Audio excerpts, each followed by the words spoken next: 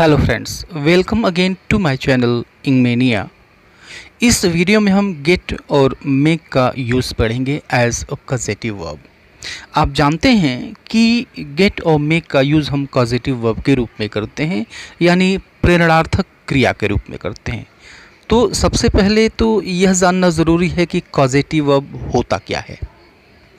आप कुछ एग्जाम्पल्स की सहायता से इस चीज़ को समझिए कि जो प्लेन वर्ब्स होते हैं और जो कॉजेटिव वर्ब्स होते हैं, इनमें डिफरेंस क्या होता है, इनके अर्थों में अंतर क्या होता है। जैसे अगर हम ये कहते हैं मैंने किया, ठीक है, तो यहाँ पर सब्जेक्ट है मैंने और इसने जो काम किया किया, ठीक है। तो मैंने किया, काम उसने खुद किया, ठीक है। अब इस सेंटेंस को लीजिए, मैंने करवाया, राइट। तो यहाँ पर सब्जेक्ट जो है वो है मैंने, लेकिन मैंने इसने काम खुद नहीं किया, इसने किसी थर्ड पर्सन से इसको करवाया, यानी यहाँ पे एक थर्ड पर्सन की एंट्री हो रही है, जहाँ पर सब्जेक्ट कोई काम खुद न करके दूसरे से करवाता है। ओके, यहाँ पर देखिए कि उसने बुलाया यानी उसने काम खुद किया। यह एक पॉजिटिव वर्ब नहीं है, पॉजिटिव सेंटेंस नहीं है। लेकिन अगर हम ये कहते हैं उसने बुलवाया, उसने काम खुद नहीं किया, उसने किसी तीसरे आदमी से वह काम करवाया, उसने बुलवाया, यहाँ पे पॉजिटिव वर्ब होगा, पॉजिटिव वर्ब का यहाँ पे यूज़ होगा, ठीक है।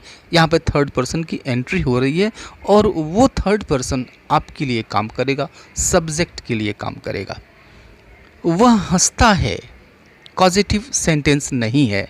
लेकिन अगर हम ये कहते हैं वह हंसाता है, काम वह खुद नहीं करता है, वह दूसरे से करवाता है, वह हंसाता है, यह पॉजिटिव सेंटेंस है, ठीक है। यह सेंटेंस लीजिए, तुम्हें भेज देना चाहिए, पॉजिटिव सेंटेंस नहीं है ये। और इस सेंटेंस को लीजिए, तुम्हें भिजवाना चाहिए, यह एक पॉजिटिव सेंटेंस है, क्योंकि यहाँ पर जो काम होगा वह तीसरे व्यक्ति के माध्यम से होगा, सब्जेक्ट खुद काम न करेगा।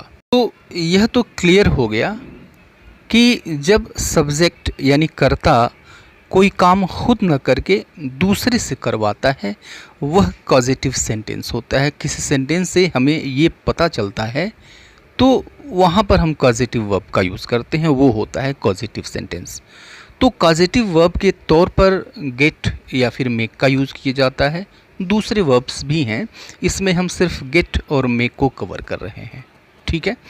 तो गेट और मेक का यूज़ किया जाता है। गेट का यूज़ हम तब करते हैं जब कोई नॉन लिविंग थिंग पर काम किया जाए, काम करवाया जाए। और मेक का यूज हम तब करते हैं जब किसी सजीव वस्तु पर काम किया जाए, किसी व्यक्ति पर काम किया जाए।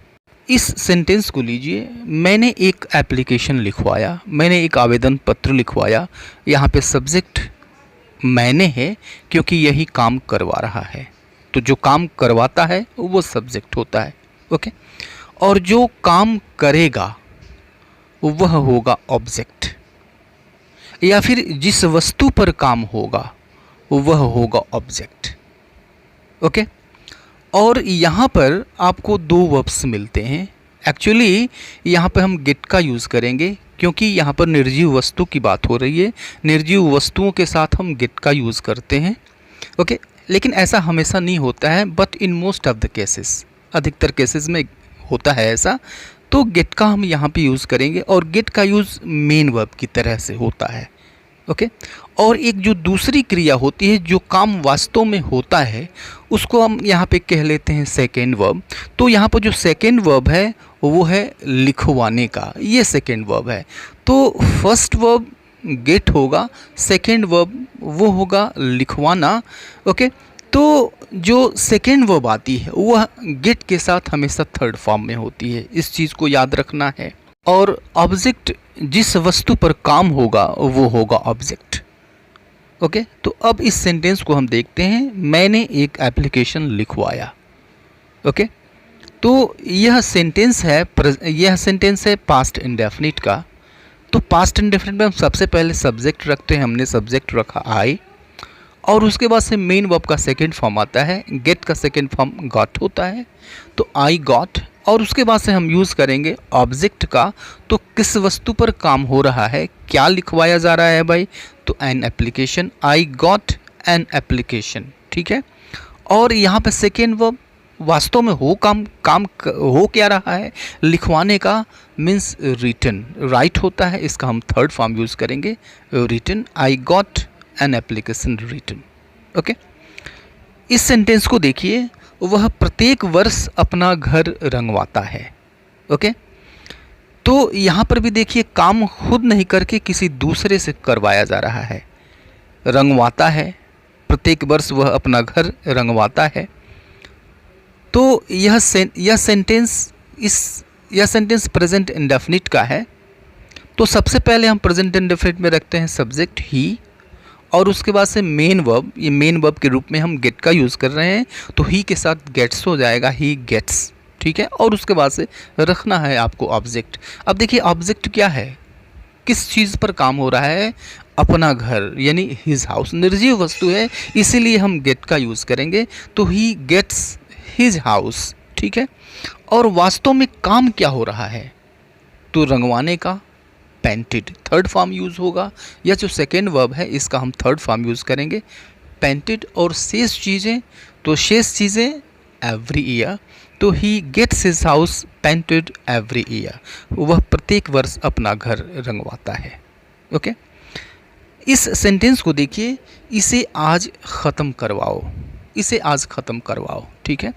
किस तरह का सेंटेंस है ये, तो जिनको पूरी तरह से टेंसेस जिन्होंने सीख लिया है, जिनको टेंसेस अच्छी तरह से आता है, उन्हीं को यह पॉजिटिव वर्ब समझ में आएगा, क्योंकि थोड़ा सा ट्रिकी है, थोड़ा सा टिपिकल स्ट्रक्चर्स है, इसको समझना थोड़ा सा कठिन है, लेकिन उतना भी कठिन है, इतना ही कठिन नहीं है कि ये समझ में ना आए। तो इसे आज ख़त्म करवाओ इम्परेटिव सेंटेंस है। तो इम्परेटिव सेंटेंस अक्सर आप देखेंगे यह मेन वर्ब से शुरू होते हैं। मेन वर्ब के रूप में हम गेट का यूज़ कर रहे हैं, इसका फर्स्ट फॉर्म आता है मेन वर्ब का, तो गेट, ठीक है।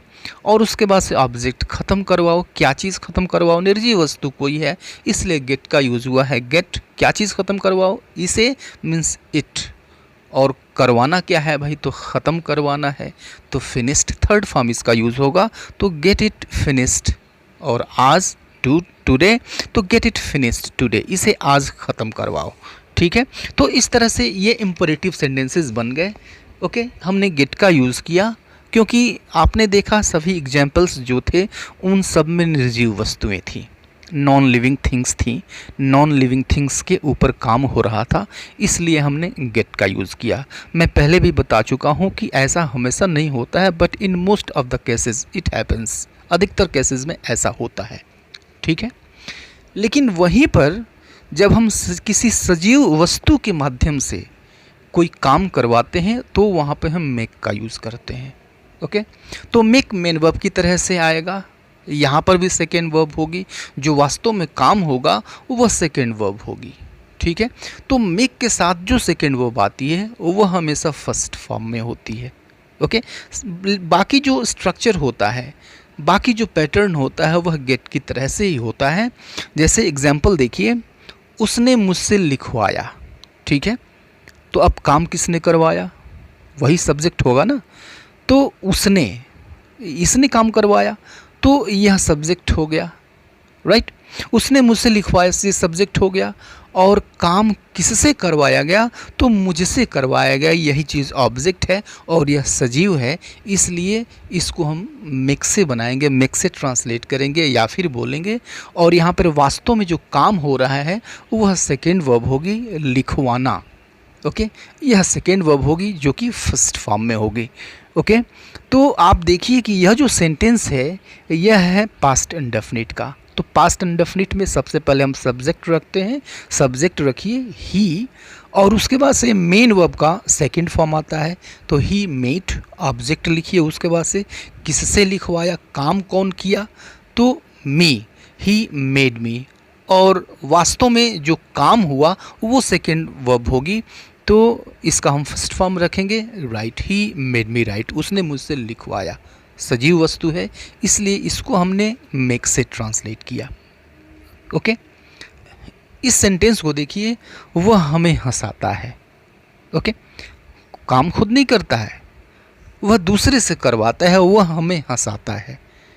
ओके, तो अब यहाँ पर देखिए जो सब्जेक्ट है वह तो होगा वह, ये सब्जेक्ट है होगा क्योंकि यही काम करवाता है, तो वह। ओके, और किस वस्तु पर काम होता है, किसको हंसाता है, हमें, यह सजीव चीज़ है, व्यक्ति कोई है, इसलिए गेट से, इसलिए इसको हम मेक से बनाएंगे, मेक से ट्रांसलेट करेंगे। और काम जो वास्तव में हो रहा है वह है हंसाने का, तो इसका हम फर्स्ट फॉर्म यूज़ करेंगे। सबसे पहले तो पता करिए कि यह किस टेंस का है, प्रेजेंट इंडेफिनिट है, वह हमें हंसाता है। तो सबसे पहले सब्जेक्ट रखिए ही। ओके, और उसके बाद से हम यूज़ क्या करते हैं, मेन वर्ब यूज़ करते हैं, उसमें यस या yes according to the subject डालते हैं, तो ही मैक्स, और फिर ऑब्जेक्ट रखते हैं। ऑब्जेक्ट किसको हंसाता है, तो हमें ही मैक्स अस।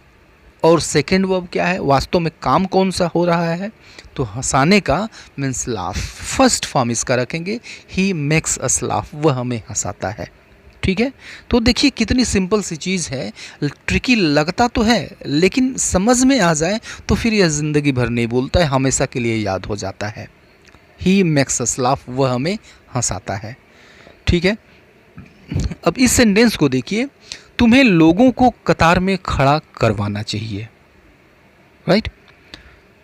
तो यहाँ पर भी खड़े होने की बात नहीं हो रही है, खड़ा करवाने की बात हो रही है। सब्जेक्ट खुद नहीं खड़ा होगा, वह किसी दूसरे को खड़ा करवाएगा। ओके, तो सब्जेक्ट यहाँ पर देखिए, सब्जेक्ट क्या है, तुम्हें। ओके, और काम किस चीज़ पर हो रहा है, सजीव वस्तु पर हो रहा है, व्यक्ति पर हो रहा है। कतार में खड़ा करवाएगा, किसको खड़ा करवाएगा, तो लोगों को। यह जो है यह लिविंग थिंग है, व्यक्ति है। तो अभी इसको हम ट्रांसलेट करेंगे मेक से, करवाना चाहिए, शुड का यूज़ होगा, चाहिए आ गया यानी शुड का यूज़ होगा, तो सब्जेक्ट यूज़ होगा, शुड यूज़ होगा, उसके बाद से मेन वर्ब आएगा, और मेन वर्ब के रूप में हम यूज़ कर रहे हैं मेक को। तो यू शुड मेक, और ऑब्जेक्ट रखिए, किसको कतार में खड़ा करवाएगा, तो लोगों को, means the people. You should make the people, और काम वास्तव में क्या होगा, तो खड़ा करवाने का, मीन्स स्टैंड। ओके, और कतार में in a queue, you should make the people stand in a queue, तुम्हें लोगों को कतार में खड़ा करवाना चाहिए। ठीक है, तो ये तो गेट और मेक की बात हो गई, लेकिन आपको बहुत सारे ऐसे सेंटेंसेस मिल जाएंगे जिसमें एक सजीव और एक निर्जीव दोनों ऑब्जेक्ट होंगे। उस कंडीशन में क्या, जैसे यह सेंटेंस लीजिए, राम ने मुझसे अपना घर रंगवाया। ठीक है, तो अब देखिए क्या रंगवाया, घर, यह भी ऑब्जेक्ट है। किससे रंगवाया, मुझसे, यह भी ऑब्जेक्ट है।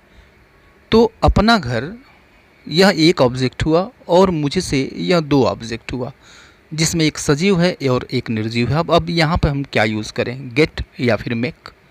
तो यहाँ पर हम दोनों यूज़ कर सकते हैं, दो तरह से इसको हम कह सकते हैं, ट्रांसलेट कर सकते हैं। कैसे कर सकते हैं, देखिए, सबसे पहले आप जो सजीव चीज़ है उसको निकाल दीजिए। राम ने अपना घर रंगवाया।